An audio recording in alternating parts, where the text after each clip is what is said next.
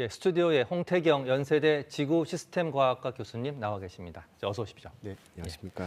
보통 지진 그러면 울산, 경주, 포항 남쪽에서 많이 났거든요. 네. 이번에 인천 강화입니다. 조금 이례적인 상황이죠. 네, 한반도를 보자면은 동해안이나 남해안에서 주로 지진이 많이 발생하고요.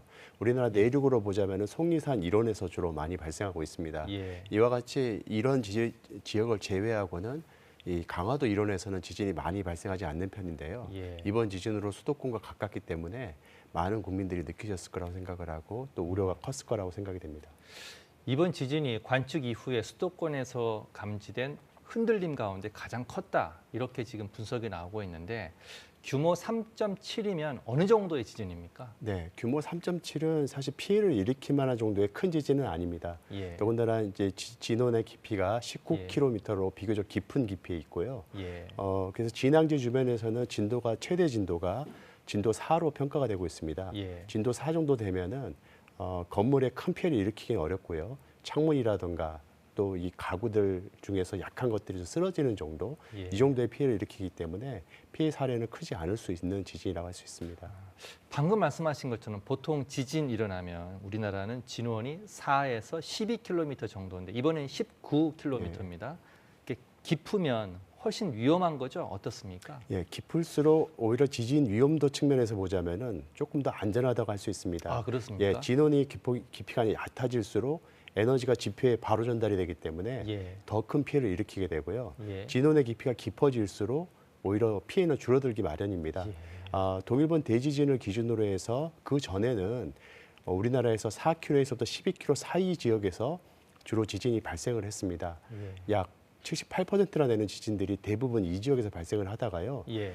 2011년도 동일본 대지진을 겪게 되면서 진원의 깊이가 급격하게 깊어지게 되는데요. 예. 동일본 대지진으로 인해서 한반도의 지각이 많이 약화되면서 깊은 지진들이 빈발하게 되는 겁니다. 예. 하지만 이제 진원의 깊이가 깊어진다고 해봐야 고작 해서 한 10km 정도 깊어지는 형태가 되기 때문에 예. 지표에 전달하는 에너지 측면으로 봤을 때는 줄어들긴 하지만 크게 줄어들지는 않습니다. 하지만 우려되는 것은 이렇게 깊은 지진이 발생한다는 것은 그동안 발생하지 않았던 지역에서 지진이 발생한다는 의미를 담고 있기 때문에 예. 그간의 지진이 빈발하지 않았던 이런 강화도와 같은 지역에서 지진이 발생하게 되는 거고요. 또 다른 지진이 빈발하지 않은 지역에서 또 다른 지진이 발생할 수 있다는 점에서 우려가 되는 점입니다. 걱정을 계속 해야 되는 상황이네요. 네. 예.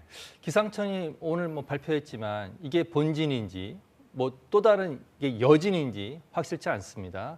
계속 여진이 일어날 수 있다 이렇게 발표했는데 걱정을 해야 될 상황입니까? 예, 이게 만약에 본진이라고 한다면은 뒤따르는 여진이라고 하면 규모 2 정도나 예. 규모 3점대 초반 정도에 멈출 것입니다. 예. 하지만 이것이 만약에 또 다른 전진이라면 뒤따르는 본진은 되게 더 큰 지진이 될 것인데요. 예. 근데 그간의 사례로 봤을 때는 한 번의 지진이 발생하게 되면 해당 지역에서 응력이 많이 풀리게 되기 때문에 예. 해당 지역에서 또 다른 큰 지진을 예상하기는 어렵고요. 예. 앞서 설명드린 것처럼 또 다른 지역에서 또 그 응축된 응력이 있을 수 있기 때문에 그 지역을 통해서 응력이 배출되면서 또 다른 지진이 발생할 가능성도 있습니다.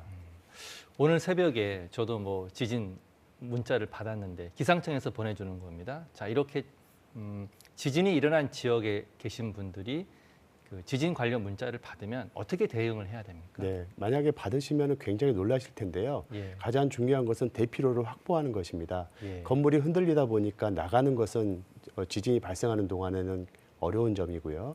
하지만 출구가 막혀서 못 나가는 경우가 많습니다. 예. 건물이 크게 흔들리게 되면은 출입구가 찌그러지게 되고 문이 열리지 않게 되는 경우가 많기 때문에요. 예. 만약 경황이 있으시다면 문을 살짝 열어놓게 돼서 출입문을 확보하시고 건물 흔들림이 멈추게 된다면 재빨리 건물 밖으로 나가서 봉터로 나가는 것이 최선의 방법이라 할 수 있습니다. 예, 알겠습니다. 오늘 말씀 감사합니다. 지금까지 홍태경 교수였습니다. 고맙습니다. 네.